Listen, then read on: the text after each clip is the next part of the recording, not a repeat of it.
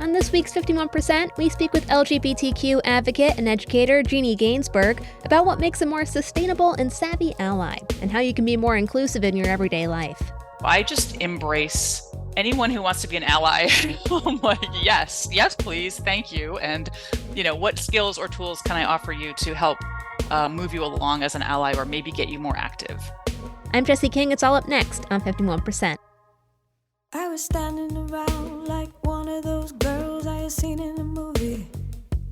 The whole world was a movie back then. I had my sunglasses on, I wanted to be seen without seeing shy Lolita. I wasn't really in it, I didn't really get it.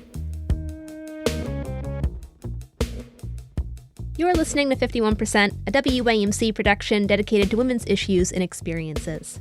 Thanks for tuning in. I'm Jessie King. We're getting a number of stories and interviews together for you for Pride Month. It's a time for members of the community to celebrate the lesbian, gay, bisexual, transgender, and broader queer experience, to recognize how far our nation has come in advancing LGBTQ rights and how far we still have to go. Depending on who you ask, we have a long way to go. Despite the legalization of gay marriage in 2015, the community still faces widespread homophobia and violence, worldwide especially, but yes, in the U.S. too. Recent restrictions on transgender rights, on everything from whether transgender youth can get gender-affirming treatment to whether teachers can even discuss gender and sexuality in the classroom, has stoked the nation's culture wars and given many in the LGBTQ community the sense that we are slipping backwards. Our main guest today believes the need for sturdy and sustainable allies is dire. Advocate and educator Jeannie Gainsburg is a straight, cisgender woman who has been actively calling herself an ally for more than 20 years.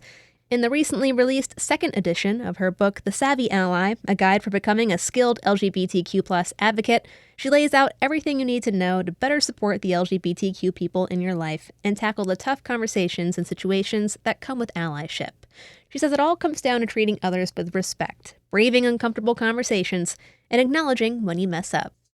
My definition of ally is broad in so many ways. It's broad as far as who can be an ally, because I think we tend to think of the straight cisgender people like myself being allies to LGBTQ+ communities, but I know that even if you're part of the LGBTQ+ communities, you can be an ally to others within those same communities. So if you're a cisgender lesbian, for example, you can be an ally to the transgender communities, the pansexual communities.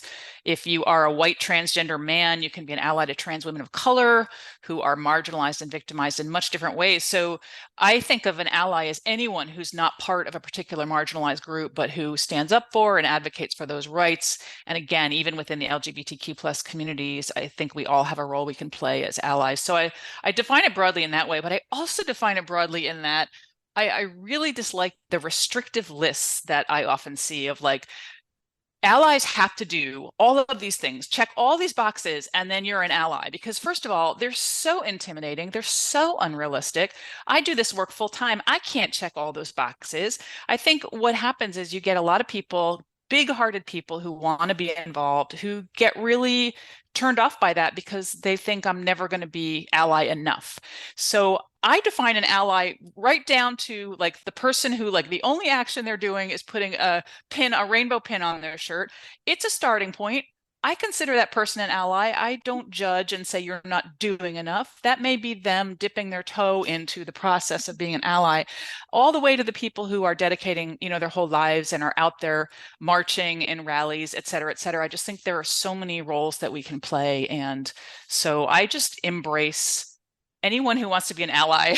I'm like, yes, please, thank you. And, what skills or tools can I offer you to help move you along as an ally or maybe get you more active? Let's talk about some of those tips and tools then. You say in the book that the changing language around sexual orientation and gender identity can sometimes be intimidating, especially to newer allies that are worried about using the wrong terms or saying the wrong things, offending anybody. What's the most current information on LGBTQ identities and language for those who don't know? Well, I don't go into a deep dive typically in my book or in my workshops, honestly, about all the different terms that are out there. And I do that very intentionally because I think that even though I include a glossary of terms in the back of my book, for example, I think that memorizing a huge list of identity terms, for example, is not a savvy ally action. I think it can actually not promote conversation, but cause people to be silenced because they're so fearful that they're not going to remember the right term. On top of that, what you'll find is that people will define their identities differently for themselves. So a glossary or a dictionary definition only gives us a general idea of a term, whereas you'll meet different people who define that differently for themselves. So we don't want to even really kind of memorize that and think like, oh, now I know when someone says they're genderqueer, this is what they mean. It might be what they mean. It might be different for them. So I think it's important to be aware of the different terms, and that's why I offer that glossary. But what I offer in my book and my workshops is more respectful communication tips. So tips that we can take into any conversation, whether or not we know someone's part of the LGBTQ plus communities. And honestly, most of the time we don't.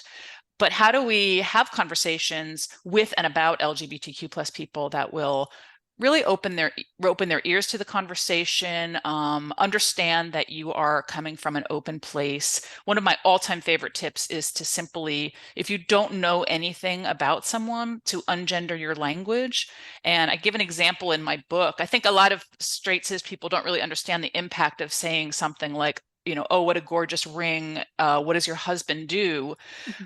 They'll say something like, oh, the woman just corrected me and said she had a wife. It was no big deal. I'm like, okay, it was no big deal for you. But like, what happened to that woman? If you ask a woman like what her husband does, which is something that occurs all the time, and it's a lesbian and she's got a wife at home, you have literally backed her into a corner where she is forced to make a quick decision about whether to come out or not. And that's going to be dependent on like who else is in the room and the vibe she's getting from this person who asked. It's so unfair that we put LGBTQ plus people into these situations all the time where they have to be coming out constantly because of our gendered assumptions and our gendered language. So something as simple as changing your language until and once you hear a new word, then you can mirror the terms people are using. But that's a tip that I think will take us so far. I share a situation in my book where I was sitting next to a woman on a plane and we got in a conversation about where we were going. And she said, my daughter's getting married. And I was like, oh, are you happy with her choice of partner? And she paused and she said, I am. And I'm so pleased you used the word partner. She's marrying a woman. And we got into this long conversation. I just kept thinking, how different would that conversation have been if I said, are you pleased with her choice of a husband? It might have just shut down the conversation. But with my language, I let her know that I was open to hearing that her daughter was marrying anyone. In the event that you do mess up, do you recommend that you just acknowledge it and move on? Or is a longer apology best? What makes a good apology? That's a great question. I love talking about messing up. I always say that being an ally is an ongoing journey of messing up. And I think in that situation, if I had said something like, oh, are you happy with her choice of a husband? If I caught it after it was out of my mouth, I think I would have paused and said, oh, excuse me, I meant partner. There's no harm in backing up. I wouldn't have made a big deal about it. And especially when the mess up is, for example, like we've used the wrong pronoun or name for someone, it's really important. Our instinct tends to be to over apologize. And it's really important to just give an apology or say, oh, thank you for the reminder, but not make a big deal about it because that draws a lot of attention to your mistake. So especially when it's around identity words, it's really best to just make a very quick apology. But yeah, I'm all about going back, oops, I meant to say this, or even like days later. I always say there's no expiration date on apologies. I mean, days later, I've gone back to conversations when I realize I've said something and I'm like, hey, remember last Tuesday we were talking about this? I've been thinking about it. Those conversations always go great because the person's always like, wow, you've been thinking about that? That happened last Tuesday. We end up in a great conversation. So don't think that you have to get everything perfect the first time. And I think that's just a great message because it takes that pressure off our shoulders of, I have to say this perfect thing and not mess it up. We should be having conversations and let's just relax into them. And if we mess up, then we apologize and move on. On the subject of pronouns, because pronouns are such a sensitive subject these days, if you're unsure of what someone's pronouns are, is it best to just wait until they say them? Is there a way to ask about someone's pronouns without putting them on the spot, I guess? Because I remember working on a college campus and being asked to hand out pronoun stickers during student orientation, and you'd have the whole range of responses, from students who appreciated it to those who didn't care or didn't mind, and others who were either uncomfortable or flat out angry that they were being asked. So what's the best practice there in your opinion? So yeah, like how much time do we have? I wrote a whole chapter on pronouns. So a whole entire chapter of my book is dedicated to pronouns because we talk so much about gathering pronouns from people and asking about pronouns, but I'm not finding anywhere anyone giving tools for how to do that well without making it awkward. So to answer your question, basically the best way to gather pronouns respectfully, the ideal way, is to gather from everyone. So give everyone an opportunity who wants to share, and it should always be optional. But what I mean by that is, so like in a workplace, maybe your job application form has optional section for pronouns, and there you're giving everybody the opportunity so that it's not like you're having to single someone out who you're interviewing and you're like, oh, I'm not quite sure what pronouns to use here. You've got it on your form. It's something that everybody gets. If you're a teacher, I think those getting to know you forms are a great place to have an optional section. So the best way to do it is big and give everyone the opportunity. But of course, occasionally we're going to be in situations where you may feel like you need to ask. And so my favorite tips for asking are, if you really are like, get down to the point where you're like, I need to ask. And keep in mind that if it's a really short, casual conversation, you probably can get away without using pronouns for a short period of time. But if you have to ask, the two things that I like to do are, first of all, I offer mine because I think of it as like, when I need someone's cell phone number, I never say like, what's your cell phone number? It feels really intrusive to me. I always say, hey, my cell number is this. Do you mind sharing yours? Like, I've got some information I will share. Now you can share yours. So I always share my pronouns first. And I also never directly say, what are your pronouns, ever? I will say something like, how may I refer to you? So that the person has a little wiggle room if they don't feel comfortable sharing their pronouns. So the whole thing sounds like, I'm Jeannie, my pronouns are she, her, and hers. How may I refer to you? So I've just mirrored the information I want, and most people will share their pronouns at that point. But if they don't want to, I've given them an out, and they can just say something like, oh, you can just call me Joe, for example. Mm-hmm. We've been talking about ways to hold ourselves accountable and carry ourselves through those uncomfortable conversations. But what if you're in a group or at a family gathering and someone else is making the group uncomfortable, someone else is saying things that are hurtful? And this is stuff that is getting dragged further and further into the partisan divide of our country. It gets particularly heated. When it's time to step up and be an ally, how do you do that? Is so dependent on the situation. Again, referring to my book, I've got a whole chapter called Good Talk, which is my 10 favorite tips on how to have conversations with people when you're in a situation like that. Maybe you're making an intervention, like someone has said something that's a little bit ouchy. What are ways that we can approach that conversation that will allow ears to be open rather than people getting defensive and shutting down? So a few of my favorites, and again, the reason I say it's dependent, because it just depends on how like, is this person being intentionally nasty, or is it like, oh, they used an outdated word and maybe they just didn't get the memo? So situations are very different. But in general, if it's like the first time you've heard this from the person, so like a first offense, and it's a situation where you just think maybe they just didn't get the information, a few things that I would do would be, first of all, I always say this is what I call prep work, is to put yourself in the hot seat and think about how you would like someone to treat you if you were in that situation. So if you accidentally said something, used an outdated term, how would you want that person to approach you? Because I think that helps us to switch it and realize, oh, maybe I'd want this person to like pull me aside in private rather than call me out in public. Again, if it's like a first time hearing something like that, I would offer that person that respect. Pull them aside in private.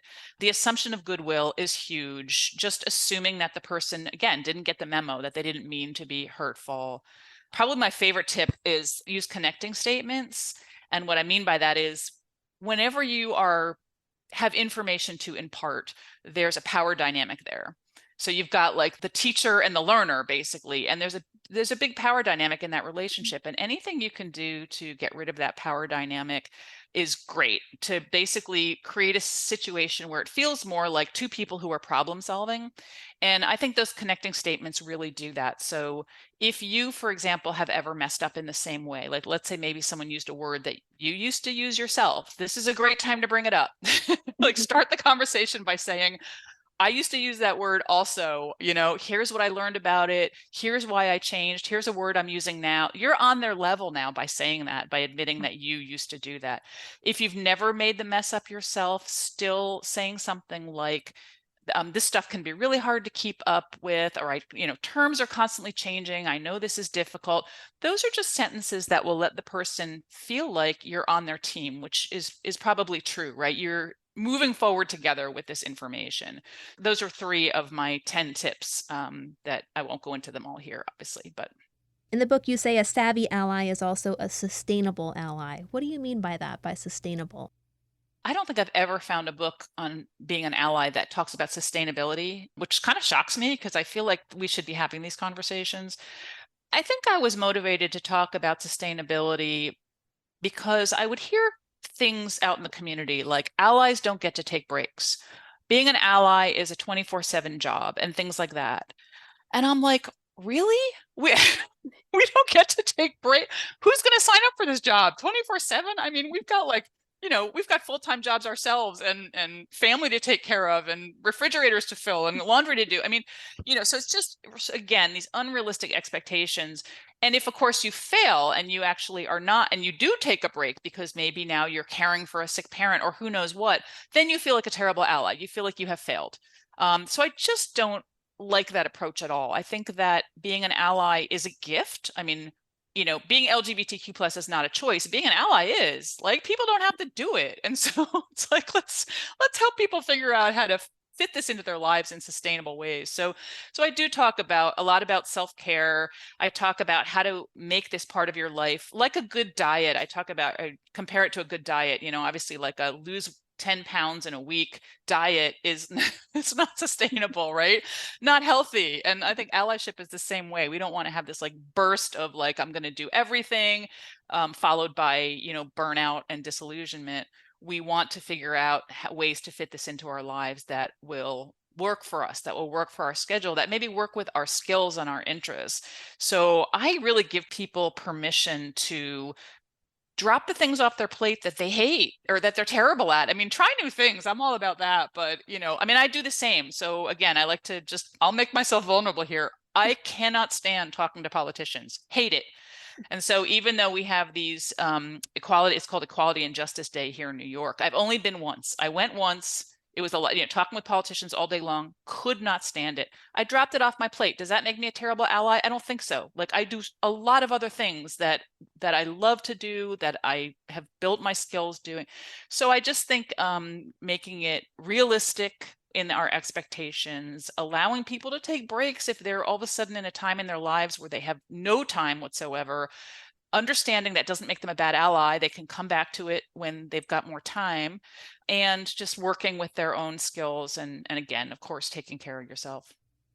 Jeannie Gainsburg is an educational trainer and consultant in the field of LGBTQ+ inclusion and allyship.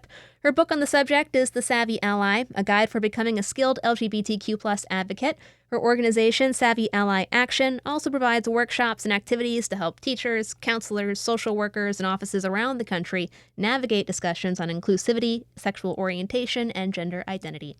Jeannie, thanks for coming on. Thank you. Colleges across the country have wrapped up their graduation ceremonies, just as high schoolers are gearing up for their first semester away at school in the fall. For a lot of us, college is our first opportunity to really explore our independence and find out who we are. And that can be especially true for the LGBTQ community. At the same time, queer students face their own set of hardships on college campuses. Our next guest spent years interviewing students across the U.S. to give an inside glimpse at what life is like for a particularly vulnerable population, queer students of color. Michael P. Jeffries is the Dean of Academic Affairs at Wellesley College, a private women's college in Massachusetts. His book, titled simply Black and Queer on Campus, gives a snapshot of how broader politics and campus culture impact LGBTQ students of color and how they feel about it. I was writing this book during the Trump era, the era of the Trump presidency, and it was a very difficult time because of the rise of white supremacy, the rise of anti-LGBTQ rhetoric.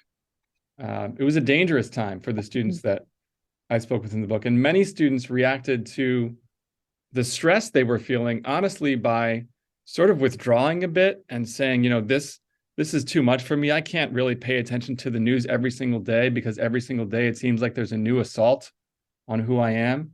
So some students became less engaged, actually, which was surprising to me. And then there were other students who who went the other way, who felt like this was a time when their voices were needed.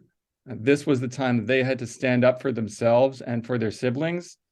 And they knew there was sort of no going back, that this was a turning point in American history. So there was a real mix in terms of political engagement at the time, and also their conceptions of self. Some students really thought they were on the path toward being radical and politically engaged for the rest of their lives. And other students were just, as I said, sort of sick and tired of being sick and tired.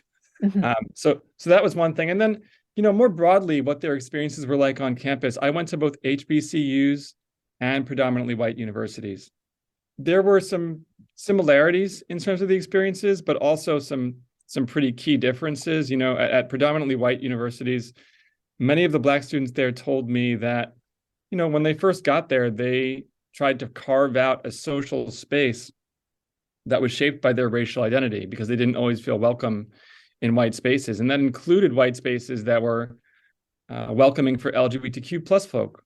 So some of those student organizations weren't quite as welcoming when it came to the intersection of race and gender expression and sexuality as those students would have liked for them to have been. I think we should point it out before we go any further. You make it clear in the book that your goal is to explore homophobia experienced in HBCUs and predominantly white institutions without scapegoating, though. Can you just tell me a little bit more about what you mean by that? Yeah, thanks for the question. I mean, part of what's going on here is there's a stereotype of Black homophobia that suggests that Black people and Black communities are more homophobic than white communities. And one of the reasons that stereotype exists is it becomes a scapegoat for some of the real forces that are responsible for homophobia and transphobia in this country, right? We know the basis of homophobia and transphobia in this country can be found in our institutions, in our laws, in the practices of the medical establishment. But we don't like to face that reality as much. Instead, it becomes easier to say, well, Black folk are so biased and so prejudiced against LGBTQ plus folk, that's why we can't get anything done when it comes to LGBTQ plus rights.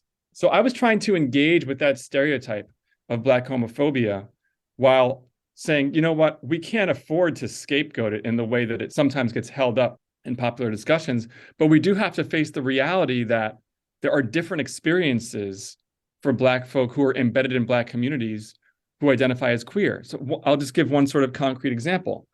One of the things that my students talked about over and over and over again was their experience in religious institutions, places of worship, places where they found their spiritual homes growing up. And there really were not a lot of cases where the students said those spaces were welcoming. And yet, we know that Black churches have a kind of history of double talk when it comes to LGBTQ plus issues, because in the pulpit, the preacher might be communicating a message that suggests that queerness is a sin, but the choir director or the music director, everybody in the church knows is a member of the LGBTQ community. So there's a way in which there's this double talk happening in places of worship for Black folk that my students found really, really frustrating and hypocritical. And some of them couldn't bring themselves to completely leave those religious communities behind, but instead were trying to search for ways to reconcile and remain connected to the places that were so important to them during their upbringing. Yeah, I think it's interesting, how like some of the things that we experience on campus, when you take a look at the bigger picture, are reflected in sort of like our broader societies and other institutions as well. Yeah, no question. None of these things happen in a vacuum. The students in the book talked over and over again about this difficulty between balancing what their home life was before they went away and the relationships they had at home, including relationships with family members, and the kinds of growth they wanted to achieve when they were at college. And this is relevant because I think part of the discussion around LGBTQ rights and liberation is grounded in the notion of a very sort of visible and public sort of coming out moment. And of course, there are so many ways in which that moment for queer folk is a liberating one and a moment of triumph. But there are other folk who are just in a different place in their journey and can't really afford, for one reason or another, to be publicly out in a way that mirrors, I think, what the average everyday conception of coming out looks like. Mm-hmm. And for many Black students, it was exactly that case where they were on a journey and wanted to be welcomed into queer communities of color, but not necessarily with the kind of unflinching public visibility that I think we often associate with a kind of extroverted notion of coming out. Yeah, you kind of mentioned that, a lot of the students you spoke to were more sort of like quiet and reserved, but trying to find communities where they felt welcome.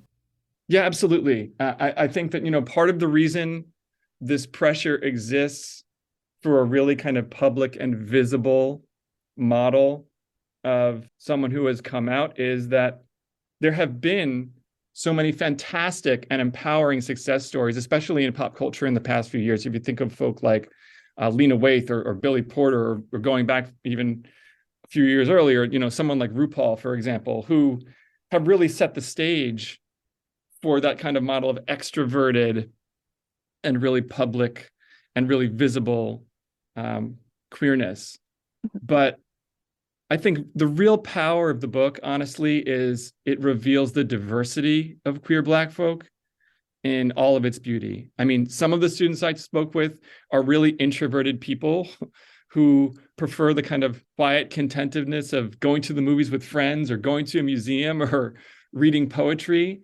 And then some of them are much more extroverted and public and visible in the way they talk about their identity. And the LGBTQ community has room to welcome all of these folks into its spaces. And when that happens, what we find is students not only build really strong bonds with each other that are strengthening and empowering, but they also become more comfortable at the college or university that they attend as a whole. So it's good at the individual relationship level, and it's also good at the institutional level to carve out as many spaces where queer Black students can find company among themselves, mirror each other, and build bonds that the students say will last forever. Let's talk about how students are carving out some of that community for themselves then. A lot of the students you spoke to said they're really grateful for the LGBTQ clubs on campus, but they feel there's a lot of pressure for them to be the ones to inform the community or to create the space for others. Are there things that you think colleges can be doing more to create a more welcoming environment from the get-go? Yeah, absolutely. So one of the things that I did in the book is I spoke with students who participated in or had founded queer Black student organizations on campuses. And those have been really powerful spaces for the folks who participate. But I write that as powerful as those success stories are, when those student groups feel obligated to take on the role of educating the campus community, to me, it suggests kind of a vacuum in leadership and an opportunity for the colleges and universities to provide more support, because that's the responsibility that we have to all of our students. So I actually don't think it should be on the students to do things like, take the lead in educating when it comes to sexual health among LGBTQ plus folk, or to take the lead when it comes to just educating community members about pronouns, for example, or about the different identity terms that are in use among LGBTQ plus folk. I think that we need leadership on the student affairs side and in the faculty, because placing that onus on students isn't fair, I don't think. So it's great that they're doing it, but I think as institutions, we should do more. I wanted to ask, you work at a women's college, which in recent months has made headlines after the student body supported a referendum calling on the college to open themselves up to all non-binary and transgender students, including trans men. They make the argument that women's schools have historically been a place of refuge, whether formally or informally, for queer students. But the college has said it opposes the referendum. I was wondering, what have been your takeaways from all this, of how campuses navigate these types of decisions and conversations? Well, we're still in the process of having that conversation. I mean, I think the first thing for me is, we support our students in raising their voices when it comes to these issues. Mm-hmm. One of the things that folks should learn at their institutions, at colleges and universities, is, this is a time to figure out what you think and figure out how best to express it. So I think at the very basic level, we want our students to be able to raise their voices and start this dialogue. And then once the dialogue begins, I think we all have a responsibility to create an environment where it can play out in a way where everyone's coming to the table. Everyone in the student community, everyone in the faculty staff side, alums, in so much as they want to get involved, should feel like they have an outlet to contribute. And I think that's kind of the next step here and elsewhere, is making sure that the conversations are truly inclusive so that we can hear the concerns and get to as good a place as we possibly can. Well, lastly, Michael, what do you hope readers most take away from this book? A few things. One, the tremendous diversity of these students. We need to get away from the cheapest and most readily available stereotypes of Black queerness. Secondly, I think we really need to reckon with the reality of homophobia and transphobia in this country. We have not reached the promised land by any stretch of our imagination here. And when you combine the challenges of homophobia and transphobia with racism, and again, doing these interviews during the Trump years, there was a palpable sense that we were sliding backward toward an even more white supremacist era among the students. So this notion that like things are so much better off now than they were, 30 or 40 years ago, and it doesn't matter if we're having a rough time now because on balance, things are just going to continue to get better. The students didn't really have that kind of abiding faith that things were always going to continue to get better and better. So it's up to us to do the work if we want a future with dignity, respect, and rights for all people, including the students in this book. We have a lot of work to do, and we have to listen to the students who are going to be standing at the vanguard of that movement. Michael P. Jeffries is the Dean of Academic Affairs and a professor at Wellesley College. His new book is Black and Queer on Campus. It's out now through New York University Press. Michael, thanks for taking the time. Thank you. I appreciate it. Thanks for listening to this week's 51%. 51% is a national production of WAMC Northeast Public Radio in Albany, New York. It's produced and hosted by me, Jesse King. Our associate producer is Jody Cowan, and our theme is Lolita by the Albany-based artist Girl Blue. Just a reminder that you can listen to 51% anytime at WAMCpodcast.org or wherever you get your podcasts. On social media, we're at WAMC Radio, and you can stay in the loop by signing up for our weekly newsletter, Airwaves, at WAMC.org. We hope you'll join us next week. Until then, I'm Jesse King for 51%. I was every single girl, I was nobody else, I was so sure of myself. I was 15 and a half, he was a hollow laugh. And I lost my cool somewhere along the way. The nightmare down the hallway, I had to learn how to look away. I lost my cool, no electricity, hot rain on the concrete, sweet melting little girl dreams. They said, oh, I want a big life, not a house I could have been like. Where are you taking